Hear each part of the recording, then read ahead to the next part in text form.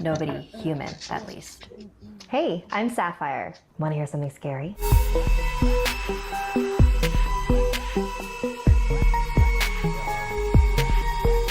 From creepy humanoids to evil creatures, this next volume is all about those unsettling things that are just not quite human. Our first chapter is about one of my greatest fears, a possessed doll. Ever since I was a little girl, I have absolutely hated anything that looks even the slightest bit lifelike.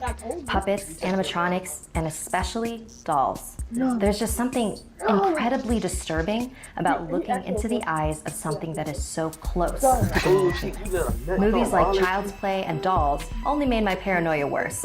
And with more recent movies like The Conjuring and Annabelle, it's clear that many people still find dolls to be horrifying. In this chapter, I'll be telling you the true story behind a very famous doll. In 1970, a young woman named Donna was turning 28, and for her birthday, her mother gave her a seemingly harmless Raggedy Ann doll that she purchased from a secondhand store. Both Donna and her roommate Angie were nurses, and so they were out of the house most of the time, leaving the doll in the apartment alone. They didn't think much of their new roommate until strange things started happening. One night, after a long shift, Donna came home to find the doll sitting on her bed in her closed bedroom, which would have been perfectly fine if that's where Donna had left her. Other nights, Donna would find the doll sitting on the couch with her legs crossed and arms folded, or standing upright in the kitchen. Both Donna and Angie were rational young women and believed there had to be a reasonable explanation for this. Maybe they were just remembering things wrong. But Lou, Angie's fiance, thought otherwise. He did not trust that doll one bit and wanted them to get rid of it, or at least consult a medium to see if there truly was something inside it. But Donna and Angie didn't believe that was possible, so they carried on as usual. Then, they began finding handwritten notes around the house. They were written in pencil, in childlike handwriting, on pieces of parchment, a type of paper that no one in the house owned. They read, "One night, Donna came home and found a mysterious red liquid on the doll's hands and chest. It looked like blood, but it was coming from the doll itself. That was the push that Donna and Angie needed to come to terms with the fact that there was something wrong with this doll. They brought in a medium and performed a seance. A long time ago, the medium said, before this apartment complex was built, there was a field on this property, and it was here that the body of 7-year-old Annabelle Higgins was found, and it is in this doll that her spirit now lives. She trusts you and just wants to be around you." Donna and Angie felt sorry for Annabelle and decided to let her stay in the apartment with them. Lou was not happy about that. One night, it was just Lou and Angie in the apartment, packing up for a road trip they were leaving on in the morning. Lou was walking to the kitchen and past Donna's room and heard shuffling coming from inside. Donna wasn't home, so who could it be? Who could it be? Lou threw the door open. There was nobody there. Nobody human, at least. He walked inside and saw Annabelle, sitting in the corner of the room. As he walked towards her, he got the burning feeling as though someone were standing behind him. He whipped around to find nobody. He turned back to Annabelle and felt burning again, but this time on his chest. He lifted his shirt to find 7 distinct scratch marks singed into his skin. The following morning, they called a priest, who then called Ed and Lorraine Warren, renowned demonologists. "This doll is not possessed," Lorraine told Donna. "Demons only possess humans. This entity was using this doll to manipulate you, moving it around the house so you would pay attention to it, then tricking a medium into telling you that it was the spirit of a harmless young girl. So, what does it want? Your soul." A priest performed an exorcism on the apartment, and the Warrens took Annabelle home with them in a bag. Knowing what this entity was capable of, they made sure to avoid the highways on their way home, since Annabelle would no doubt try to sabotage their drive. And they were right. Along the way, the car's engine continuously stalled. So, is Annabelle truly dangerous?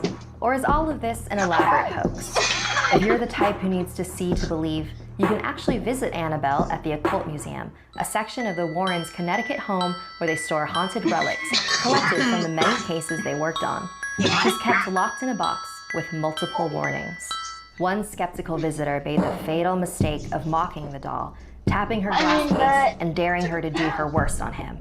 When he left for home, he got into a terrible motorcycle accident and died 3 hours later. Whether or not the Warrens created that story as a cautionary tale, would you really want to test it? What do you think about the story of Annabelle? Do you think an inanimate object could really be evil? Let me know in the comments. Like this video if it gave you the chills, and don't forget to subscribe to Snarls and our new gaming channel, Slaytrix. And if you dare to follow me, my links are in the description below. Until next time, sweet. I don't like it. I don't like that. No one cares. Why are you so loud? No one likes you. I think of something funny though. Boom.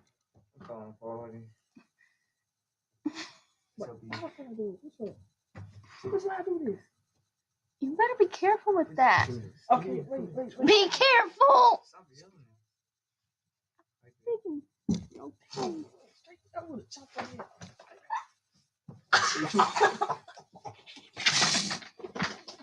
Good, I paid $15 million to smell her booty. Oh, hell no. I pay you $1 million. Hey, bitch, I ain't do that stuff. Hey, I ain't do that. Good for smell like onions and beans. Yeah, you smell like a dog. You should be glad one time who smell like a dog. You. More I steak. need my beauty sleep. Damn right you do. What? You mean I look shit? I think I heard footsteps on the gravel outside. Hey, good. Get your crazy dad to check it out. I'm home alone. The fam are on holiday, remember? I told you this. Really? Till when? We should hang out. They really sound like footsteps. You know she's doing Something good. odd about them. I should look out the window, but that is so warm. Sure. If I you do wanna that, look out the window when that is you're as alone? bad as you, What if there man. really is someone there in your garden looking up at you? Not funny, David. Wow, chill. I'm sure it's nothing. Gonna check. Be right back. If there's something strange in your neighborhood, who are you gonna call? David, there's someone in the garden. What? Yes, I can see a man's back. What's he doing? He's Took you dinner, facing. on his hands and knees in the bushes. He must be high. Probably looking for his drugs. David, this is serious. What should I do? Nothing? He'll probably go away by himself. No, you get away. Digging with his bare hands. He's He's really in the garden. Shit, it's turning around. What does he look like? David, what the fuck? This isn't funny. What? How are you doing that? What are you talking about? I can see you in my garden. How are you writing here without touching your phone? Look up. I'm by the window. Can't you hear me banging on it? What? Annie, now you're scaring me too. I'm definitely not in your garden. That's not me. Stop playing around. I can see your face, and you're wearing that stupid football jacket you're so proud of. It must be someone who looks like me. Honestly, Annie, I'm at home. I wouldn't play around like that. It has to be a friend of yours, David, playing a sick prank. No. How else could he be wearing your jacket? There are loads of jackets like that. My friends don't look anything like me. You just have me on your mind. He's digging again. Fucking leave already! Annie, do you have a gun in your house? Don't be stupid, David. I couldn't shoot anyone. You don't have to use it. Just show me the carry. Doesn't that jacket have your name on the back? Yeah, the team all got one with your name on. I can see your fucking name! What? What the hell is this, David? Annie, that jacket's in my closet. Fuck, he's seen me. Why is he smiling like that? He's coming. Call the cops! Annie?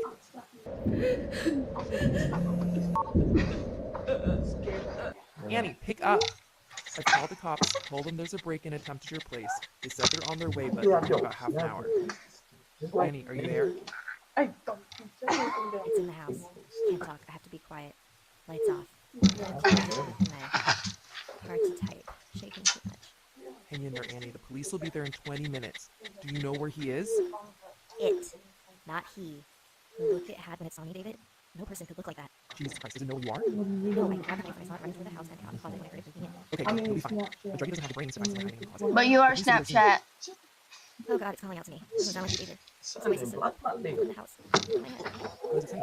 Is he weird? It's just a I weird. don't look at you. It keeps repeating that over and over.